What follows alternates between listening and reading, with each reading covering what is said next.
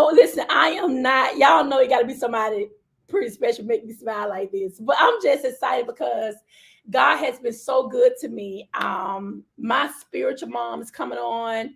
Y'all know how I feel. Listen, it's no secret how I feel about this lady. But I wanted her to come on. She was going to pre-record, and Lord Jesus, we know her schedule. And so I was telling Kim, I said, Lord, please let her speak. Please, please, please let her be able to come in and show up.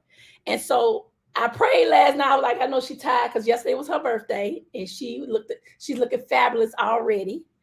And so I inboxed. I was like, what we gonna do? And I said, we can do it together if we want to. I didn't know if she would say yes or no. She said yes. I was like, it's an honor. So let me bring my spiritual mom on, y'all. Listen, there she go. Morning be good. Morning be good. Yes, yes, yes. Good morning. The day after the birthday. Yes, good morning. I'm excited. I told her you know, only you could get me the day after my birthday to be live and having a good time. I love it so much. I thank God for how you have just truly came in my life and shift my brain. My whole brain is so different. I always try to give you flowers. I don't like to wait until, you know how people meet people and they change their life and then they wait until they're dead and gone and be like, oh. Yeah. No, I've never been that kind of person. So I feel like when someone means so much to you, you got to let them know how, you know, what they've done. Because people just talk, but I know who you are to me. And I know when it comes down to you, I'm coming. Yes, you are. It's the truth. It's not just words. She for real. I'm dead serious. They still telling you happy birthday. Somebody said morning be good. Be good. I see you. So we wear several hats. Yes. You know, I know you do. I mean, you are a apostle, correct? That's what they tell me. I just say I walk in the apostolic grace. Listen. Okay. That's all I say. I always wanted to ask you that question. Like, she'll never say she's an apostle, but I know you won because I saw the video, right? So you did get. Did you get a? No, that was my consecration as a bishop. What you saw. Okay. Okay. So definitely a consecrated bishop who walks in the apostolic grace, senior pastor of Believers Empowerment Church, all that. A child of God, that's all I am. But she also, of course, she is a master coach. We know that. And then she's, of course, a mother of two. We do know that. Because a lot of people don't be knowing, like, who is Dr.Connie? 21 and 18.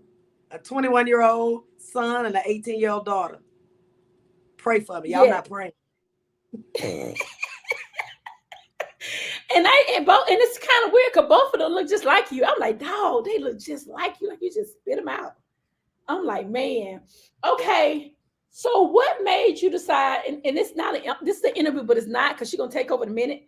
But what made you decide to be a mindset coach? Like, what was it?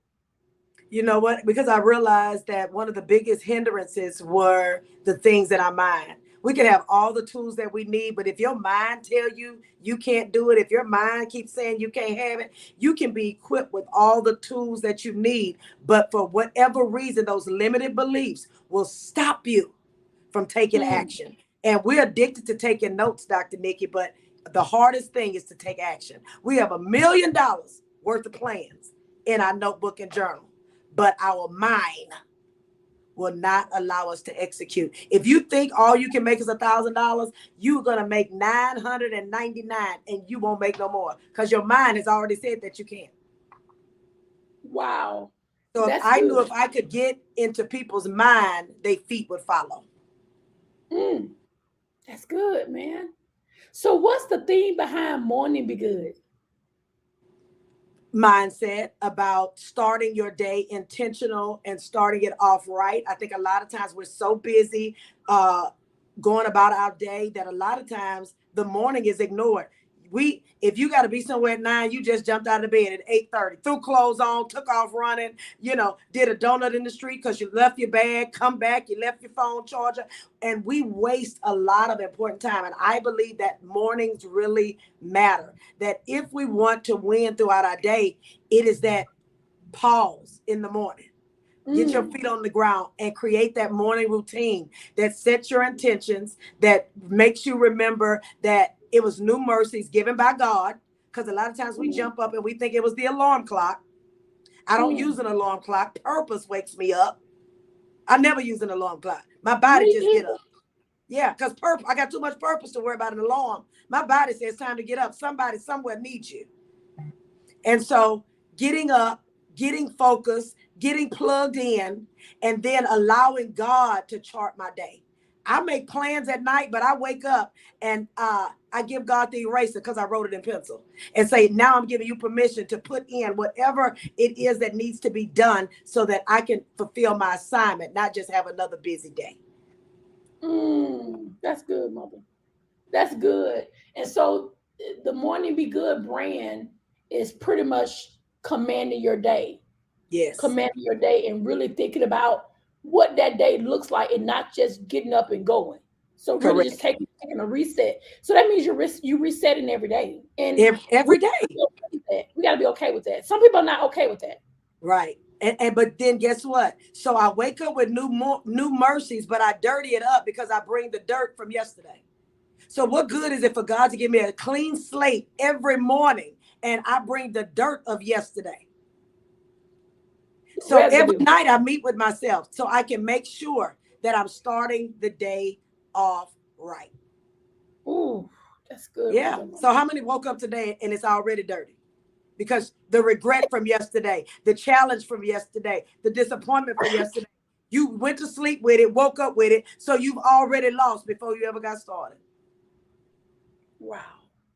So how do you balance being a bishop and a coach? Ooh. You want to get real down and dirty. I want to know because I be struggling. Like I be trying to figure out, being a pastor and being a coach. Because it's like you wearing so many different hats. You got so much going on, and then now you got a lot going on. Like, oh my God, how'd she do all that? And I think in the beginning, I laugh. I tell the story all the time. I laugh. I used to have a retractable banner that had 3 different pictures of me with 3 different titles because I felt like that's how I was living. Because I felt like, man, I got to be this, I got to be that, I got to be that. And which one am I? And so I said, wait a minute. One day God said, no, it's one of you. But how you show up is determined by me. So I took the 3 people down, put the 1 person up, and know when I step in the room who's showing up. But you may get all 3 because all 3 are in me. But whoever is going to be dominant depends on the audience that I speak to. So you can't stop being a pastor just because you're coaching.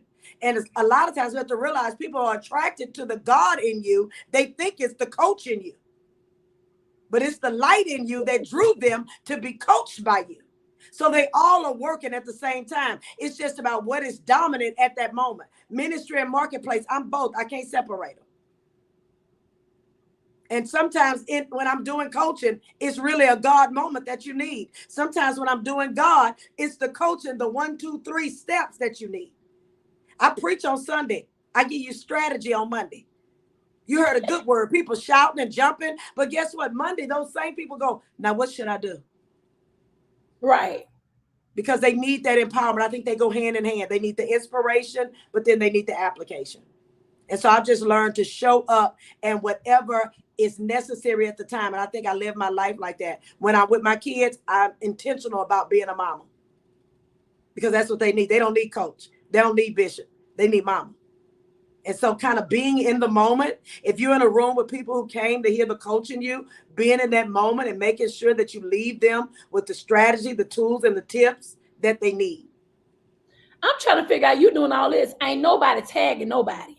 I need everybody to stop what you're doing because I know she snatched the edges already and tag about 15 people. I need y'all to do that for me. Come on, let's get these numbers up because I need people to get why y'all see why I'm like, oh God. Because when she started talking, I'd be like, oh God, oh God, oh God. Listen, stop being selfish and tag some people. I had to get that selfishness off of me because when I met her, I'm like, oh, I don't want to share her. She'll tell you, I'm like, God had to break it off of me. That's of the devil. You got to be able to let her put her out there so people can see exactly who she are in my world. This is Dr. Nikki's world right now. She has her own world. But I had to pray that off of me because I was so protective of her. I want her over to myself. That's not of God. So take a moment, guys. Look at Darla. Take a moment and just tag more people to this live, because I'm telling you now, the level that she's on, we need this. It's a need for me, right? Okay, so she told us how she balanced, because I struggle with that. That's one thing I struggle with, because I be like, I don't want to talk God all the time, but that's all I know. I don't He know in that. you. Yeah. And some people need it. And I think even being able to do what I do, and people know that God is a part, they expect it. A lady, I was on the phone with a lady the other day, and she whispered, she said, I want you to know, when I show up, it's the God part that's the best thing. Because you think, oh, I'm coaching. No, it's the prayer at the end that they wanted. And you like, what? Because people are attracted to the totality of who you are. They know when they call Dr. Nikki, they're going to get God. And sometimes they'll come, they'll lead with the coach that they want, but they really want that God encounter too. And so we got to be able to show up, all of us. That's good right there. That's good right there. So what's next for you? You know what? And that's what these 2 days have been about. It's kind of a reset even for me. I've spent maybe the last 5 years helping other brands, helping other organizations, and only like God can tap you on your shoulder and start reminding you of what he called you to do, the things that you should be offering to people. And so I think this year is going to be a year that I pick some things back up. I used to do a lot of live events. I used to do a Yes. lot of conferences. I used to do a lot of, workshops and things like that. And I realized that I'm in a season that not only my voice needs to be heard, but I need to open doors for other amazing voices to be heard. And I realize sometimes I can be a platform setter. And so I think some of those that have been connected with me for a long time, I need to give them greater exposure. And I'm cool with it. I like that. I like that. I like it too. People like you that are doing amazing things. But if there's any way that I can lift you up, open a door, give you more exposure, I'm here for it. And But you know what? I think we as women in ministry have to learn to collaborate. Like, we talk about collaboration, but do you really collaborate? Like, right. some people would get, for me, it always has been an intimidation. Like, when Yeah. people meet me, it's like, ooh, but I don't mind sharing a platform. Like, I've always been open to say, hey, even though me and mom, we both got colleges. We Mm-hmm. both got colleges. So we both are coaches. But she would tell you, even when we first connect, I was like, tell people what you do, because I don't want it to ever be like she got me up here for her, but she's not willing to open up more relationship for Right. me. And so she'll tell you, I send people her way. I'm like, go over there. But she can handle you. I Yeah. can't. Because it's a people for everybody. But I realize that's why we have to know who we are. And you are definitely a connector of people. And I know that I'm a door opener, but I got to be all right with opening doors that I don't even get to go through. Ooh.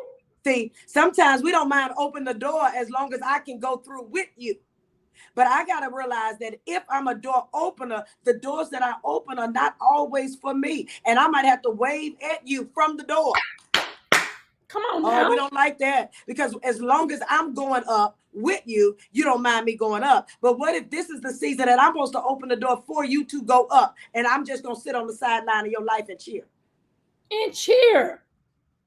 One thing I love when I came to Houston, Lord Jesus, the Houston trip was everything for me, is that she talked about the difference between the number ones and number twos. I think it was her. Yeah.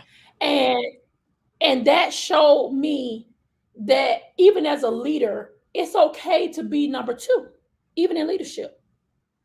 It's okay. We don't have to always be the limelight. You don't have to always be the one that speak up. Sometimes it's good to have several seats back and see what's going to happen to the new number one. She talked about how Pharaoh was extremely important, just as well as Joseph was. And if it Mm-hmm. wasn't for Pharaoh, Joseph would not be who he is. You know what I'm saying? Like, Pharaoh was Mm-hmm. the stepping stone to take Joseph to a whole different level. And Yeah, that just that changed my life. But if you think about it, any great leader, when I come to the Strong Her retreat, I'm coming as a number 2, not a number 1. You the number 1. I'm coming as the number 2. Well, you're gonna always be my number 1. No, but we got to be all right with being flexible, because the best number 1 is somebody who's been a good number 2. Whew. So it's not my vision. I'm coming to support yours. And I'm all right with being a number 2. You came to Atlanta when I was at the conference, and you were like, I can't believe you grabbing bags. But I came to be a number 2. And I believe in order for God to elevate us as number 1s, we've got to have served as number 2s. And us as women, we want a platform. We want a business. We want an audience. But when was the last time you were a number 2 without the expectation of being a number 1?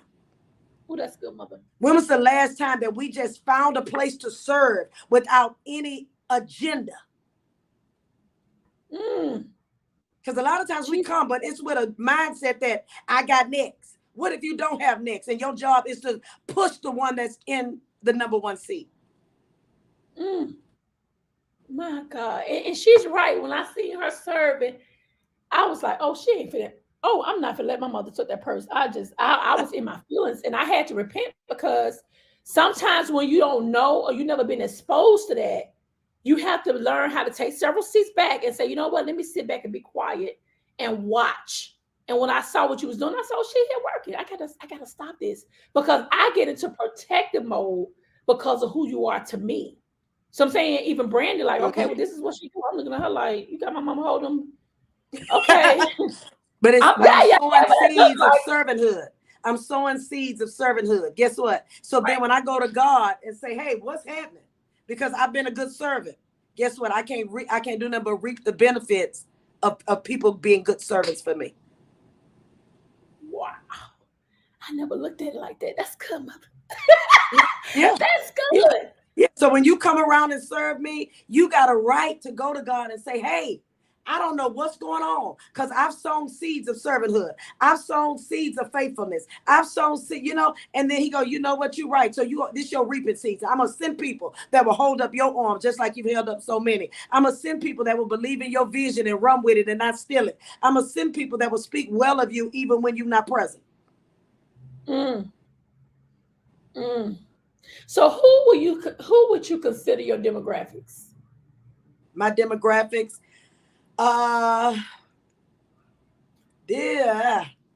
25 women, and I say women strongly, but it's a lot of men in my tribe, and I'm okay with that. But about 25 to 55. So I say men and a few women, because I know I'm called to that. But that was inherited from my grandmother. My grandmother was the first female pastor in Beaumont, Texas, that built a church from the ground up. But, like most females, people believe like because you're a female leader, your church is full of women. Her church was probably 50-50, if not 60-40. But strong men followed her. And so I'm always tickled. So when I say I'm called to women, men be like, don't forget me. Don't forget me. So women are about 85%, but there are some men that I'm called to. And I'm grateful for that. Wow. How did you know you was going to be a pastor? Did he come and knock you inside your head and say, pastor? No, he did not. You know what? I had been around ministry all my life, so I knew that I was called to preach. Yes, and I still ran from that because I had been in church all my life. Most people think because you've been in church all your life, you want it. No, I've seen a lot, heard a lot. So I'm like, no, I don't want to play with God. And then there comes a fork in the road in your life where he's saying, do or die. You got to make a decision. And in that time, I made a vow, and that's why we got to be very careful what come out of our mouth. I told him, Lord, if you get me out of this, I'll do whatever you want me to do. He got me out and he tapped me on the shoulder. All right, let's go. And so I was in ministry a long time, but I've always had a heart for people. I've always kind of operated in a shepherding space. Even when I was in college, I was pastoring my friends. We'd have Bible study and all of that. I was always gathering people and bringing them to God. But pastoring came through marriage. When I got married, we started a church a month before we got married. And so I was thrown into pastoring like that. So I was always in ministry, but I got into pastoring from marriage. And then I was first lady. So I done been all of it. I done been first lady. Then I became. I've seen them pictures now. Like, wait a minute, Baba. And you know what? And it's so funny because when the seasons of our life change, we think that we can lean in the cut and chill. So I was marrying somebody in ministry. He was going to pastor. In my mind, hey, my ministry day's over. I'm going to sit on the front row, be the cutest first lady with my hat cocked to the side.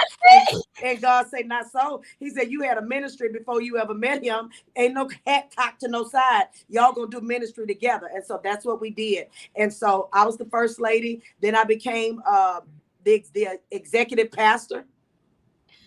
Yes, the vows we make to God. I became the executive pastor, and then life shifted. And I was no longer married, but I told you, I thought I was going to lean in the cut and just be the cute first lady. And he told me, I called you before you met him. So when I found myself in the place of divorce, he said, let me remind you again, I called you before you met him. He told me at the beginning and he told me at the end. Because guess what? Purpose don't change. He told me at the beginning. Now your marital status might change, but purpose don't change. He said, I told you at the beginning, you had a ministry before you met it. I'm going to tell you one more time. You got a ministry before you met it. And people began to knock on the door because I wanted to quit. I wanted to give up. I was through. I'm good. People began to knock on the door and say, we going where you going? Dr. Nikki, I wasn't going nowhere. And they were like, we going where you going? I'm not going nowhere. And the Lord began to say, listen, I need you to shepherd them. They're sheep without a shepherd. Ooh. Yeah. And what do you do when you got sheep without a shepherd? That you will cause them to go astray. He says, I know your marital status changed, your surroundings change, my friends change. He said, but your purpose never will. And I'm going to give you grace to lead them. Ooh, purpose don't change. That's good. Yeah. And so I put on the pastoral hat and began to lead those sheep that needed my leadership. And so we've been growing together. Somebody said, Bishop, we're going where you going. Yeah. And you know what, Bishop, I'm gonna tell you something. It reminds me of what Michelle Obama said. She said she knew she was gonna be the first lady. If it was Barack Obama or anybody, she knew she was gonna, she ain't care. She knew she was gonna be the first lady. Yeah. That tickled me. I was like, oh wow, that is serious. Okay. Here's the question. You're digging deep. I know, this is so good. I'm interviewing my mother. I'm in la la land right now, y'all. Y'all probably can tell these cheap bones are cheesy. Okay. How do you know if that person is your spiritual connection or spiritual daughter? Ooh. How do you know? You know what? Come on. How do I know or how do they know? Okay, let's talk about vice versa, because a lot of people are confused about this. And I'm like, man, I know the perfect person to ask. I should have asked you about this before, but I think this is the right time to talk about it. How do you know if that person is your spiritual mom? How do you know if that person is a spiritual child? Okay. And so first off, I know a lot of times, I look online and I'm so confused because we got about 15 spiritual mamas, 15 spiritual fathers and all of that. And a spiritual parent is one, just like a natural parent, somebody that have reared you in the things that are spiritual, have given you insight, have given you education, direction. And so how do you know somebody is your spiritual parent? Is that you feel like a child in their presence. And here's what I mean, because a lot of times people are around people that have spiritual seniority over you, but you don't feel like a child in their presence, because when they say something, you say something. When they say something, you say something. You too busy trying to compete of who got the most knowledge and who know the scripture the best and who know. When you in the presence of wisdom, a child be quiet. A child like, tell me, I need to know what's going on. They're a sponge. When you're around your parent, when you're around your mom and dad, and they really telling you something, even in our older years, when we realize what they're saying is really right, we like, tell me more. We call for advice. So how do I know that this person is my spiritual parent, my spiritual mother, my spiritual father? I feel like a son. I feel like a daughter when I'm around them. I feel like they're caring for me. I feel like they have my best interests at heart. I feel like they're protecting me. I feel like they want to lead me to the way that's right, even if it don't feel good. I'm able to take their correction and become better. Because everybody, we can take the good side as long as they call my name, as long as I get to sit on the front row, as long as this. But can you take the correction? Can you take the rebuke? Then that's how you know that somebody is your spiritual parent. And so for me, the flip side is, how do I know? I know when you know. But most people I meet that I know that I'm going to cover, it's a Mary Elizabeth moment. When I meet them, something in me leaps. And I know, okay, and so it makes me lean in, like, what do they need from me? How can I be of service to them? What role should I be playing in their life? And so I begin to investigate and I begin to pray. But the way that I really know is because they come and say the same thing I felt. Because some of us want to be picked, but it's better to be chosen. Some of us sit around waiting on somebody to pick us. No, sometimes it's me having to acknowledge that I'm ready to follow you. I'm ready to sit at your feet. So do a spiritual mom or father pick, or do the person pick them? I think a spiritual parent confirms. Okay. You know what I mean? So if you come and say, I want you to be my spiritual mother, I say, you know what? I felt a leap in me. It is so. And then we come into covenant and see what covenant looks like. So a lot of times people tell me that I can meet somebody and they go, oh, my spiritual mother. I don't even flinch because they just talking. And a week will go by, 2 weeks will go by. And they're like, but that's what they said. I know. And I'm looking for the fruit of it. Come on now, fruit. Because when was the last time you chased your mama? And really wanted to be where they were. If my mama was somewhere, I wanted to be where she was. Here you go. If I'm in your city, if I'm somewhere you can get to, you press. Who? Pull up. In a heartbeat. And sometimes it's a 10-minute pull up. Man. You can pull up and know that I'm working, but you're saying, I just need to see your face. Listen, she'll tell you. She was in that level. Jeremiah was like, he was about time. I said, baby, I gotta see her, baby. He was like, come on, let's go. I said, baby, I gotta see her. She'll tell you, we in the parking lot talking. Yeah, we're talking 15 minutes, but it was 15 minutes. Yeah. And there is no way she gonna be near me and I'm not gonna pull up. It's just not gonna work for me. I told her yesterday, I said, listen, I got all of us coming. December, tell her we coming. Because I gotta do it. There ain't an option. I don't care. It is what it is. We finna pull up. And parenting looks different at every age. I remember when I was younger in ministry, people that parented me, I went for one reason, but as you get older, the parenting looks different. I'm talking about even naturally. When I got older, my mama didn't always tell me what to do. She waited on me to call her for advice.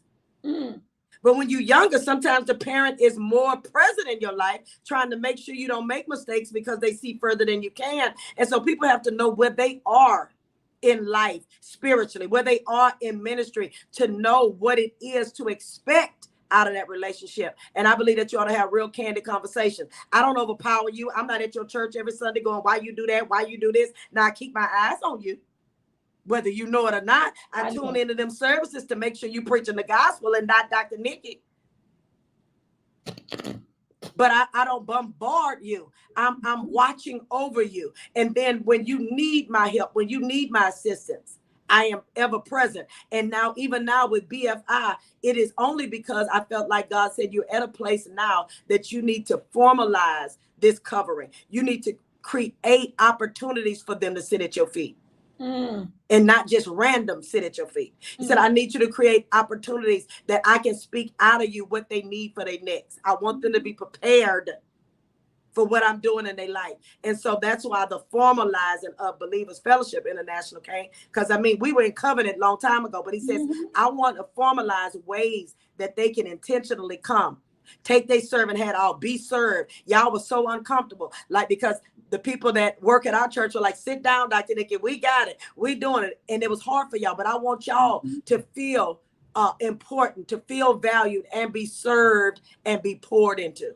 And boy, will we poured into. And I'll say even this. I went to Clubhouse today. I have been trying to get to you for a couple of days, and the plane, and it was something that you said that told me, catch this last plane. When you catch this plane, you're gonna get there. You text my phone. You could have easily said, you know what? I know you've been trying to get here all day. Go ahead and go home and get you some rest. When you made and I told Apostle Alicia this, when you said the word press to me, it was over with. I told my husband, I said, I gotta get there. You know what I'm saying? And literally the next plane I got to you. But I want you to tell us the difference between a press and a push. What's your definition between when you're pressing and you're pushing? What is the difference? Again, pushing is identified with labor. We push is identified with labor. It's identified with birthing. And I don't believe that weekend was about birthing. That weekend was about pressing. It wasn't labor. It wasn't hard. The press was because I needed to be in God's presence and her presence. So the press to me was more about purpose and not necessarily birthing something new, but getting what I need to sustain what I have. And a lot of times we addicted to birthing new.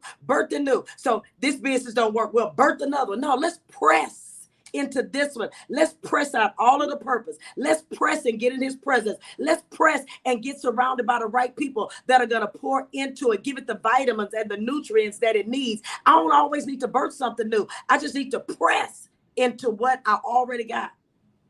And I'm like, I know she needs to be there. She's the one that birthed it. And so that's why the enemy was stopping you from coming. And I refuse to allow you to be stopped. I'm like, just press. I know you're tired, but just press your way. Because I literally begged for that. I was like, please do something with us. Please. And so it's the enemy that you would be the first and he tried to make you the last. And so I'm like, press every obstacle. And that's what I believe. We typically call Wednesday hump day. I changed it to jump day. Ain't nobody doing no humping, honey. We jumping over every hurdle, every obstacle. We got to get to the place that we refuse to be stopped. And we have to know that it's the enemy trying to stop us. But it's the press. I press toward the mark. I don't push toward it. I press toward the mark. It's not going to be easy. But if I lean in, if I put my weight on it. And so this is the season that we gotta press. We gotta press. The end of the year is coming. You pushing or pressing? Which one you doing? I ain't trying to birth nothing new. I'm trying to press in. I'm trying to press toward the things that he told me in January. I'm pressing toward them. I'm leaning. Have you ever watched a track meet and they are neck and neck and somebody just press forward? They just lean forward. They barely won. When they look at the video, their nose was across the finish line before the other one was. It might be a close finish. It might be a camera finish. But if you just press, if you just lean in and say, no, I'm not birthing nothing new. He already spoke this thing in January. I'm just going to call it to pass by December. I'm pressing in. I'm pressing into the plan. I'm pressing into every goal, every outline I have, every webinar I was supposed to do. I'm picking all of that stuff up and I'm pressing because that's finished in me. Only reason I started because I knew I was anointed to finish. Wow. Isn't that something? Listen, they in here now. They in here. Yeah, it's finishing you. We ain't start to start. We didn't start to stop. We started to finish, but it's going to be a press. Stop trying to birth something new. We'll birth something new in January. No, we pressing into the stuff that's already been put in our hand. How well do we handle what he already handed us? All of the things that he told you to do in January, how many of them fell out of your hand? How many balls did you drop? How much have you already pushed to 2024, but you still got time? Last time I checked, it ain't December 31st. We still got time, but it's going to be a press, not a push. That's good, Mother.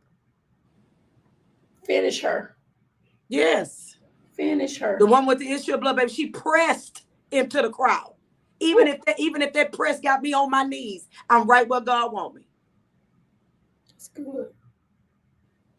That's good. And that's an intensity. You was in that airport and I'm like, oh God, because I knew you were tired. I'm like, okay, she tired. She got frustrated. Her name going up, her name going down. But I said, this is not the season to give up. We ain't bowing. We ain't bending. Press in. Y'all, I promise you, I don't know if my sister Evie in here. I opened that door up, y'all. I crawled up in that church. I feel like the woman with the issue, but I couldn't make it past the door, mother. I fell out at the door. Even they had to pick me up off the floor. When I saw their face, it seemed like the life just was like, you finally made it, Lord. Thank you. Because it was so frustrating. But I thank God when she said, I'm praying, we praying, we praying. I had to get there. I was like, you know what? I'm determined. I am not gonna let this stop me because I know where I'm supposed to be. And that weekend was everything to me. Everything to me. We got to understand God do things for a reason, and I thank God for it. Yeah. And you'll see you haven't even seen the reward of that press yet. Evangelist Evie say, yes, you did. You haven't even seen the reward from that press. And we thinking, well, I'm just pressing to get there to the church. So no, you were showing God something, that quitting is not in me, that I'm a covenant keeper. My commitment means something. And we don't know how that moves God. And so the reward of that will show up in your marriage. It'll show up in your ministry. It'll show up in your business. It'll show up in this community, because you're modeling for them that when we say we're going to be somewhere, when we say we're going to do something, this is what that looked like. You haven't seen the reward of the press. Some of us been pressing all year long. And when I was getting ready to come on here, the Lord began to talk to me. He said, the Bible says better is the end of a thing than its beginning. And sometimes you've been pressing 9 months, 10 months. Baby, if you haven't seen the reward yet, your press ain't paid you yet.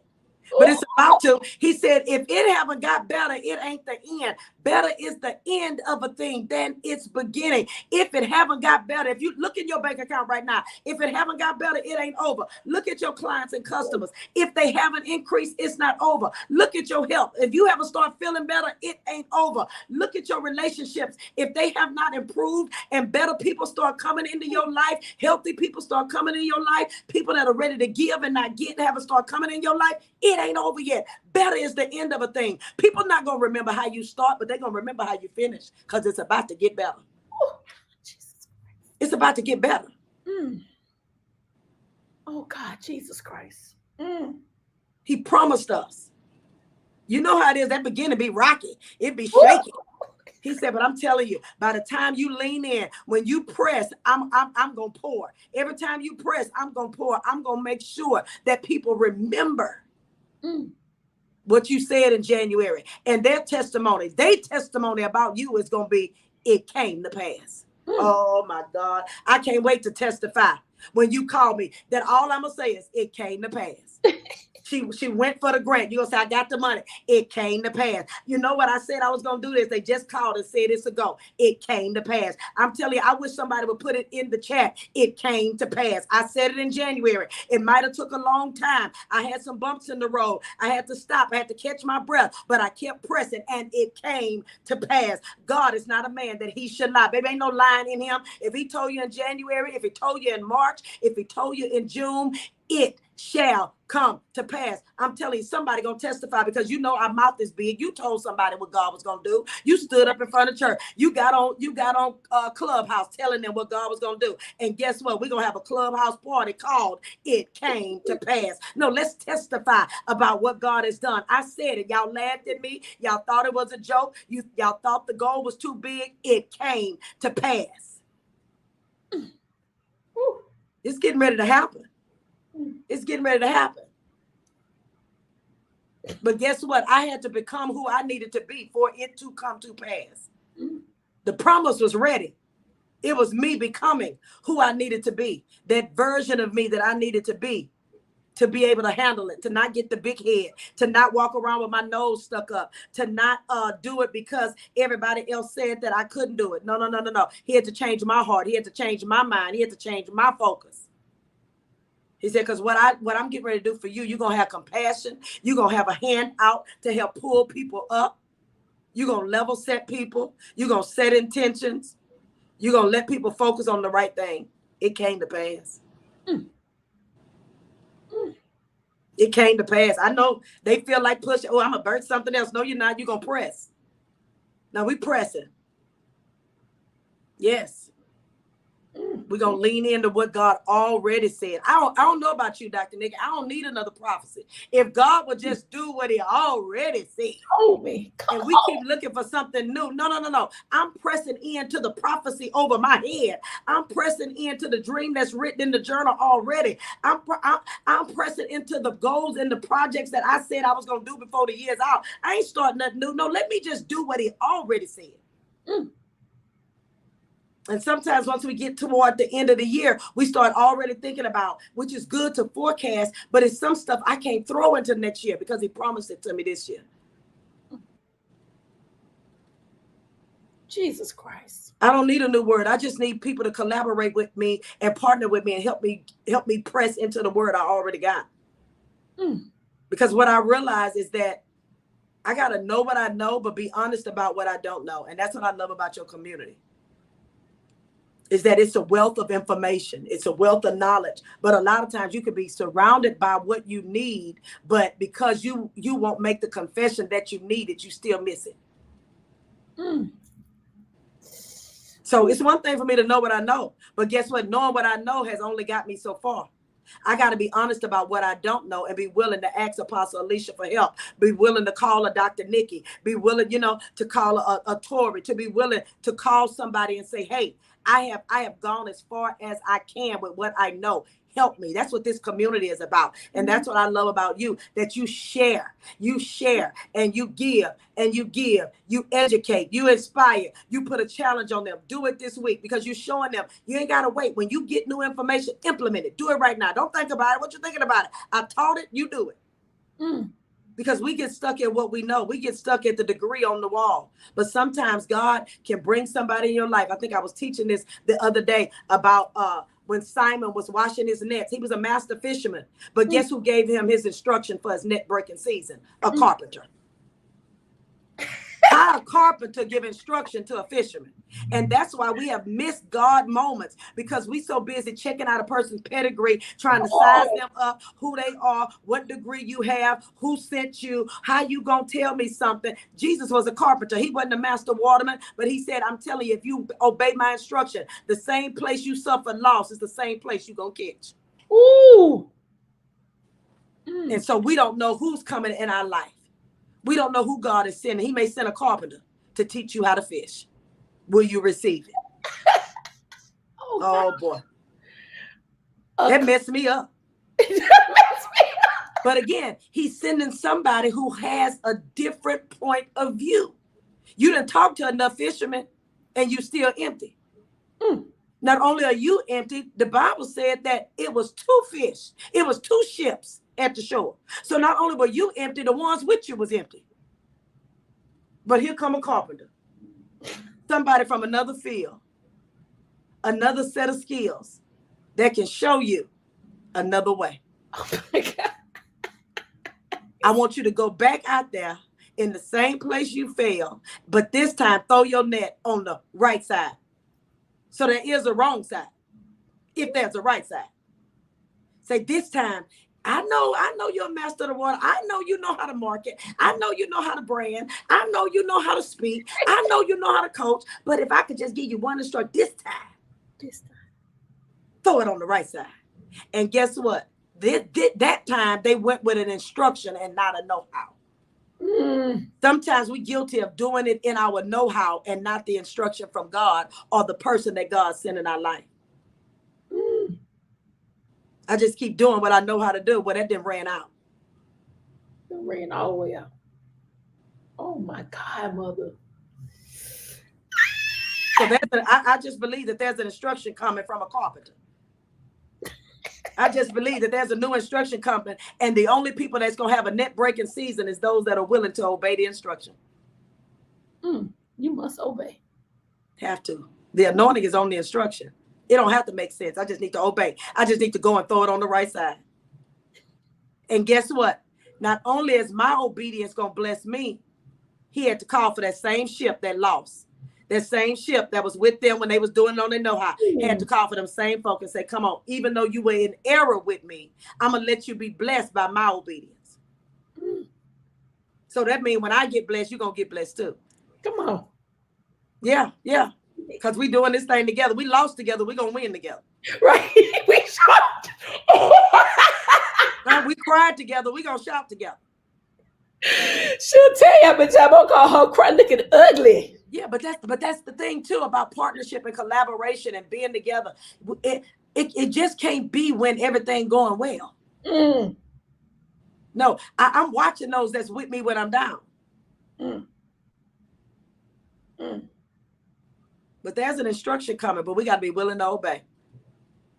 And it's going to catapult us into 2024. We ain't going to have to wait to 2024. It's going to throw us into 2024.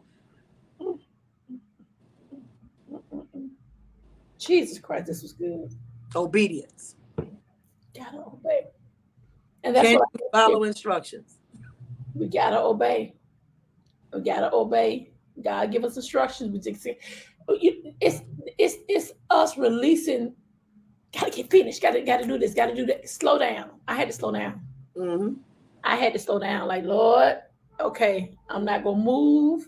If God don't tell me to do business with this person, I'm saying no. No, it's a complete sentence. We got to start being honest and obeying God, and that's what I had to learn. Yeah, and stop doing good stuff and do God stuff.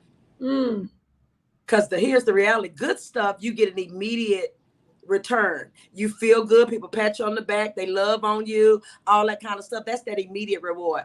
God stuff, the reward take a little bit longer. So we like to do good stuff. Because people are like, oh, thank you. You're amazing. You're wonderful. When you do God stuff, ain't nobody said nothing. They ain't even thanking you. They took the stuff and gone. But he said, though it tarry, wait for it, for it shall surely come and not tarry. He said, no, when I bring my reward going to last a lifetime. When I congratulate you, when I tell you, well done, you going to know it. So we want people to just congratulate us for a moment when he wants to set us up for a lifetime. And so even though the year is coming to a close, if we just remember why we started, it would give us strength to press. If we remember why we started and that we didn't start ourselves. This came from a dream, from a passion, from a vision that was given by God. I didn't start this. God started this. And so I got to remember my why. And he don't start nothing. He don't finish. That's good right there. He that begun a good work shall perform it until the day. He said, if I started, you better believe I'm going to finish. Wow. So we're not just going to finish strong. We're going to finish well. And then he told me this. He said, we're not just going to finish well, but you're going to finish in my will. That's important. That's what matters. I want to finish in his will. But some people want to finish fast. I just want to finish strong. It ain't got to be fast. I want to finish well, but I want to finish in his will. I want to know that I accomplished all that he has set for me to do in January. That I poured into every person, that I made contact. I made an impact. I left an imprint. An imprint comes not from a push, but from a press. You press into the ink. You take your thumb and you press it down on the paper. We going from impact to imprint. We're leaving a God imprint on the lives of others. It's a press.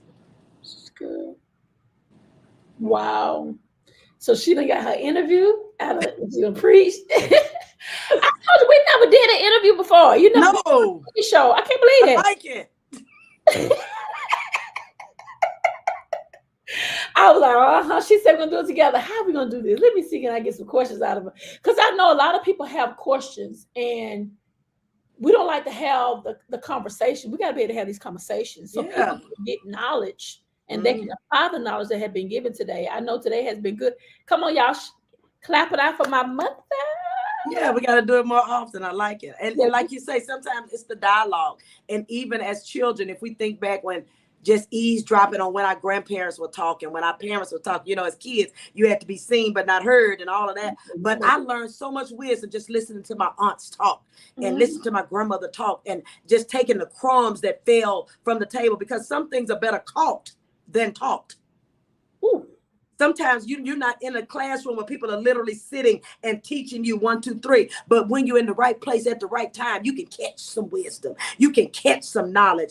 You can catch something that will stop you from railroad falling off the tracks or hitting a brick wall. And so sometimes we got to value the atmospheres that we're in. And for you to be able to create a space like this is valuable. And to me, it, like I told them, it really was a setup. It really was a setup. We call it the fourth quarter, her fourth quarter, but it's really getting them ready for that first quarter. That was the ultimate vision. Let's go ahead and get this stuff done with fourth quarter. We got so many amazing speakers, mother. Yesterday we had some speakers. Tony, I introduced you to her. She just trademarked. She came and spoke. Bishop Jeremiah came and spoke on business insurance and important, even as a coach. People suing people. You need insurance in your coaching business. So he talked about that. Sade came. Yes, I saw that. She did coursing, so I thought that was good. Sonya Pelton Sam. Ashley Mother, one who introduced me to Sonya Pelton Sam. She do these amazing journals. God is definitely giving you what you need. Yes. Without excuse. Yeah. And Sonya did your journal, didn't she? Did Morning Be Good? She did the inside of the journal. Yeah. So we got to have people who are kingdom minded to handle your business. Like listen, you got to be kingdom minded to touch my stuff, because I feel like even your graphic, your website people, yes, they got to be kingdom minded, because what happens is it helps you and them to have a foundation of godliness, right? And not money motivated. Yeah. So this is good. I thank God for you. I really do. I appreciate how you pour into me, mother. I appreciate everything you do for me. And she'll tell you I don't bother her a lot, because I know she helps so many other people that's pulling on her. So when I call, she'll know. Sometimes I just text and say, "Hey, I love you. Just calling you to tell you I'm thinking about you," because I know it's a lot on you. So one last question: how are you? Like, I know you're working with children millionaires. How does that work? What do you do with them? With Child Care Millionaires, I am the program director. She has 2 masterminds that she runs. And so I am the program director for both of them. And I lead the coaches that support that mastermind. Because again, when we're a part of something great, we realize purpose is bigger than us. And so when she started, she was a one-man show doing it all. But God blessed her that she was able to employ other people, bring other to help support. And undergird the vision. And some of us are at that place now, but we need support, that we need other people that are like-minded, that are skillful. And so me and 4 other coaches provide support to what she's doing. It's kind of like what you do in your community. Yes, you're the visionary, but you bring other great voices in who bring support to the blueprint that you've already given people. So she gives them the blueprint. We hold them accountable to it. That's good. And a lot of that is mindset. Yes, they know how to run a business, but guess what? If I got limiting beliefs that are stopping me from my next level, if I have limiting beliefs that are hindering me from being the best boss CEO that I need to be, then I need to, on a regular basis, be connected to a community and hear voices that are going to keep stretching me, enlarging my capacity, and helping me gain the right tools that I need to go to the next level. Because guess what? Every level requires a different set of tools. And so you have to have people actively in your life, understanding who you are, and where you're supposed to be. We got a lot of people around us just celebrating where we are, but we don't have a lot of people with a prophetic eye to say, don't get comfortable here, Dr. Nikki. We got a long way to go. Don't put your feet up on the coffee table. We got a long way to go. And so holding them accountable, also doing mindset checks, also allowing them to grow and build their capacity. And so I'm excited about that, to watch people do amazing things just from a tweak in their thought process. Ooh. And that's what it's all about. That's what it's all about, man. That is good. And it's been amazing to see you on that journey. I'm like, mother be everywhere. You two be all over the place. But we're excited. Thank you for coming in with me and doing this talk. And definitely was different, because I think they all was expecting you to come here and snatch these, and she did that. But I think that this was a good dialogue, because so many people, they often ask me, what is she? What is she? What? I'm like, okay. So when I finally get her on, now we was able to ask those questions. And anybody else? Yep, I did. I love it. I love it. Anybody got any questions for her? Shout out to Pastor Evie. I see my sister was in here the whole time. She showed up big. I know Darla. I see Darla. Michelle Bonner, good to see you. Vera, thank you for coming. Apostle Alicia, she was in here. Of course, y'all can catch this replay, because this was live, mother. This actually was open to my whole page. So it wasn't just. Oh my goodness. That's how Pastor Even them got in here. That's how they got in. So, but I would definitely and let them know about Believers in December. What's going on with that in December? Believers Fellowship International, our fourth quarter fellowship will be December the 8th and 9th. We're bringing from New York Bishop Sean Mason. It's going to be amazing. Again, I think quarterly, we just need to huddle. We need to get together, we need to fellowship and hold each other accountable, just like you do in business. Ministry, outside of Bible study and Sunday, y'all don't realize it, but it is a business. We should be business minded for the kingdom. We should have that same structure. We should have that same focus. We ought to be able to hold, even though they're volunteers, hold them accountable to a standard of excellence. And so I'm excited. Somebody say, Dr. Nikki, I have a question.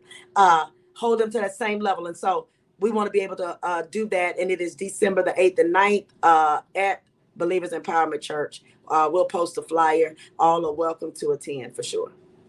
Let me see who got a question. Oh, let me see what it says, mother. I don't need no scrollers. They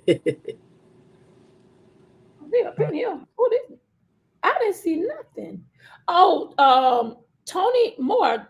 She said, no questions. I'm going through something. Just want to know, how do I receive an answer to my prayer? Hey, Tony, can you inbox Mother directly? I connected you on her, so you guys can connect. I think there'll be a good connection for you, Tony, if you can do that. Tiffany, Kim, I see Tiffany on here. Kim on here. Hey, Kim. Oh, look at these believers coming up in here. Oh, Tony said she do have a question. Oh, that's Tony who needed a question. Okay. I mean, you can ask Tony if you want to put it on here, or if you want to inbox Mother directly, you can. It's totally up to you. Anybody else? Anybody else for me? Anybody else? Anybody else? So how do they get in contact with you, Mother? Just in case. Like you said, they can inbox me. You can actually email me at drc@lifeinbloom.org. If somebody's on here that can type it for me, that'd be great. drc@lifeinbloom.org. Definitely, or you can inbox me. I will respond. All right. Well, that's all I have, guys. I hope. Okay, she is. I think she said she's gonna inbox. Okay. Hey, Kim. That's Kim speaking. All right, guys. Listen. Thank you, guys. Okay, Vera put it on here. She said she's gonna. Okay, there it is. But yeah, and even if that is her question about how do you hear God, because a lot of times, even my son said that the other day, Dr. Nikki. He said, "I've been praying every day, and I'm waiting on God to say something."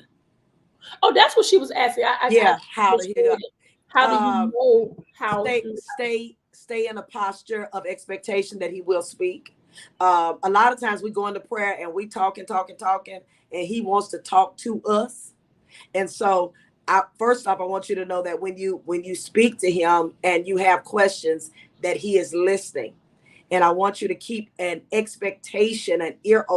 When I say that, your ear, I'm talking about the ear of your spirit, because God speaks to us in funny ways. I could be riding behind a truck and the truck will say next level or something on it. And I've asked God a question, and you would think that the back of that truck is just slapping me in my forehead. Pay out.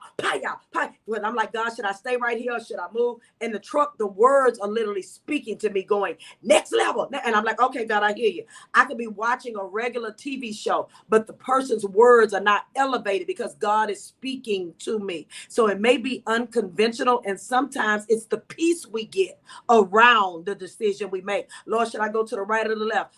Every time you say to the left, you don't have no peace. You say to the right, and you get peace. And so let's dialogue. If you have something specific, definitely inbox me. But here is my prayer for you, that Father, every door she's not supposed to go into, close every door and leave the right one open. God, because her heart is toward you and she doesn't want to do the wrong thing. She doesn't want to move out of season. Father, I thank you that you're ordering her steps. Even the fact that she was able to put it on this live stream. God, respond to her immediately. Let my voice be a confirmation that you are with her and that the blueprint that you have given her is before her. Father, cause her to open up her eyes and realize that she's standing at an open door, that the old season is finished and the new season is upon her. Her new year actually starts right now. She don't have to wait till January 1. What you're doing for January 1, you're starting it in this moment. Father, I thank you for the confirmation that is to come to her spirit. I thank you for the peace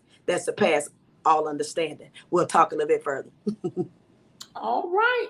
So Tony, don't forget to reach out to Dr. Connie.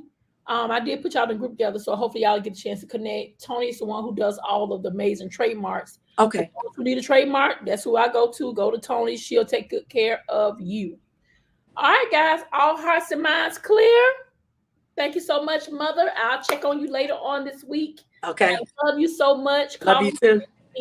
Y'all have a good day. All right. Bye, y'all.